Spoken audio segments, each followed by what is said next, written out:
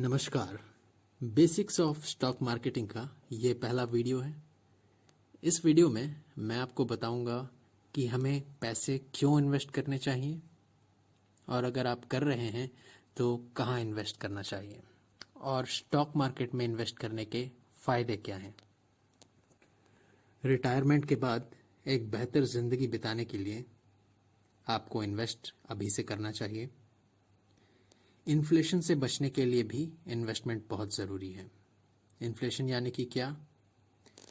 बीतते समय के साथ करेंसी की वैल्यू कम होती जाती है। उदाहरण के लिए आज से 20 साल पहले साल 2000 में अगर आपके पास 100 रुपये होते तो उस वक्त आप जितनी चीज़ें खरीद सकते थे उसी 100 रुपये से आज उतनी चीज़ें नहीं खरीद सकते, क्योंकि 100 रुपये की कीमत कम हो गई है। इसलिए वक्त के साथ साथ पैसे बचाने जितने ज़रूरी हैं, पैसे बढ़ाने भी उतने ही ज़रूरी है। इस वक्त हमारे पास जो पैसे हैं उससे पैसिव इनकम कमाने के लिए हमें इन्वेस्ट करना ज़रूरी है। एक्टिव इनकम और पैसिव इनकम में क्या फ़र्क है? एक्टिव इनकम यानी कि ऐसा इनकम जिसके लिए आपके एक्टिव पार्टिसिपेशन की ज़रूरत पड़ती है। जैसे आप जॉब के लिए जाते हैं तो आपको सैलरी मिलती है, या अगर आप कोई बिजनेस चलाते हैं तो आपको प्रॉफिट मिलता है। लेकिन पैसिव इनकम यानी कि एक ऐसा इन्वेस्टमेंट जिसमें आपको इन्वेस्ट करने के बाद कुछ करने की ज़रूरत नहीं पड़ती, रिटर्न्स अपने आप मिलते हैं। जैसे आपने कोई फिक्स्ड डिपॉजिट खोला, आपने एक बार इन्वेस्ट कर दिया और आपको इंटरेस्ट लगातार मिलता रहेगा। या अगर आप शेयर मार्केट में इन्वेस्ट करते हैं, या अगर आप कोई घर खरीद के रेंट पे देते हैं तो आपको हर महीने रेंट मिल जाता है। तो इस वक्त मार्केट में इन्वेस्टमेंट के क्या ऑप्शंस अवेलेबल हैं ये देखते हैं। सेविंग्स अकाउंट और फिक्स्ड डिपॉजिट्स किसी भी बैंक में आपको अवेलेबल होते हैं। सेविंग्स अकाउंट में आपको इस वक्त रफली 3% का इंटरेस्ट रेट मिल रहा है, जो कि काफ़ी कम है, और फिक्स्ड डिपॉजिट में 5 या 6% का मिलता है। आप इसके अलावा बॉन्ड्स एंड डिबेंचर्स में भी इन्वेस्ट कर सकते हैं, जिसके रिटर्न्स फिक्स्ड डिपॉजिट के मुकाबले ज़्यादा होते हैं, मगर उसमें रिस्क भी थोड़ा ज़्यादा होता है। इसके बाद आता है म्यूचुअल फंड्स। म्यूचुअल फंड्स में इन्वेस्ट करने पे आपके रिटर्न्स के रेट भी हाई होंगे, बॉन्ड्स एंड डिबेंचर से भी, और साथ में रिस्क भी बढ़ जाता है। इसी प्रकार इक्विटी शेयर्स हैं, इसमें रिस्क और भी बढ़ जाता है, साथ में रिटर्न्स के चांसेस भी बढ़ते हैं। इसके अलावा पोस्ट ऑफिस स्कीम्स होते हैं। कई पोस्ट ऑफिस के अलग अलग स्कीम्स होते हैं जिसमें आप इन्वेस्ट कर सकते हैं। इसमें रिस्क बिल्कुल भी नहीं होता, फिक्स्ड रिटर्न्स मिलते हैं। या फिर बुलियन यानी कि आप सोना या चांदी में इन्वेस्ट कर सकते हैं, और रियल एस्टेट यानी कि घर या ज़मीन खरीद सकते हैं। तो जो सोना या चांदी या रियल एस्टेट, घर, ज़मीन इत्यादि में अगर आप इन्वेस्ट करना चाह रहे हैं और डायरेक्ट आप सामान नहीं खरीदना चाहते या ज़मीन नहीं खरीदना चाहते, तो आप स्टॉक मार्केट के थ्रू भी सोना या चांदी में इन्वेस्ट कर सकते हैं या रियल एस्टेट में भी इन्वेस्ट कर सकते हैं। ये कैसे किया जाता है इसके बारे में हम फिर कभी बात करेंगे। सेविंग्स अकाउंट्स और फिक्स्ड डिपॉजिट्स में हमें इंटरेस्ट मिलता है और इसमें रिटर्न्स जो है फिक्स्ड होते हैं, यानी कि अभी से हम ये बता सकते हैं कि 5 साल के बाद हमें कितना अमाउंट मिलेगा।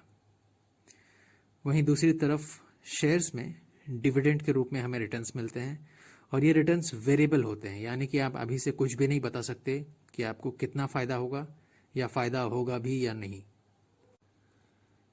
शेयर मार्केट में जो भी कंपनियां ट्रेड होती हैं वो NSE या BSE में रजिस्टर्ड होती हैं। NSE यानी कि नेशनल स्टॉक एक्सचेंज और BSE यानी कि बॉम्बे स्टॉक एक्सचेंज। NSE में बहुत सारी कंपनियां होती हैं, मगर उनमें से जो टॉप 50 कंपनीज होती हैं उन्हें मिलाकर हम निफ्टी 50 कहते हैं।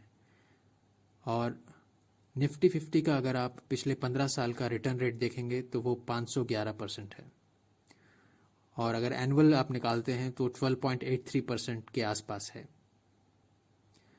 वहीं अगर आप सेंसेक्स यानी कि बॉम्बे स्टॉक एक्सचेंज के टॉप 30 कंपनीज को सेंसेक्स कहते हैं, उसका रिटर्न रेट देखते हैं तो 1979 से अभी तक एनुअली 16.09% तक का रिटर्न रेट रहा है।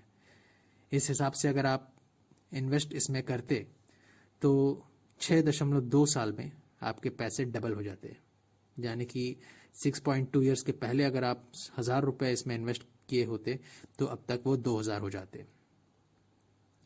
वहीं अगर आप सेविंग्स अकाउंट का इंटरेस्ट रेट देखें तो इस वक्त 3% पे चल रहा है, रफ एस्टिमेट बता रहा हूँ मैं आपको।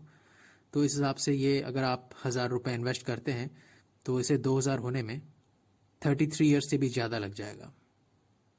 एफडीज यानी कि फिक्स डिपॉजिट्स अगर आप देखते हैं तो इस वक्त लगभग 6% का इंटरेस्ट रिटर्न है इसमें, और ये अगर आप इसमें 1,000 रुपये इन्वेस्ट करते हैं तो उसे दुगना होने में, यानी कि 1,000 का 2,000 होने में 16 साल से भी ज़्यादा का वक्त लग जाएगा।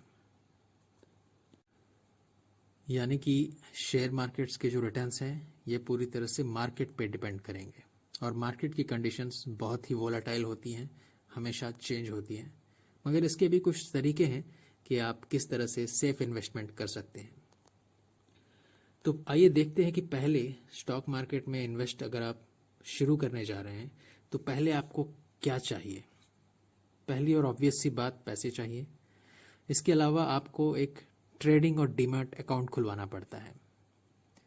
ट्रेडिंग अकाउंट वो अकाउंट है जिसके थ्रू आप स्टॉक्स खरीदते या बेचते हैं, और डीमैट अकाउंट वो अकाउंट है जिसमें आपने जो स्टॉक्स खरीदे हैं वो स्टोर होते हैं, और जब आप बेचना चाहें तो डीमैट अकाउंट से ही आपके स्टॉक्स निकलकर सेल होते हैं।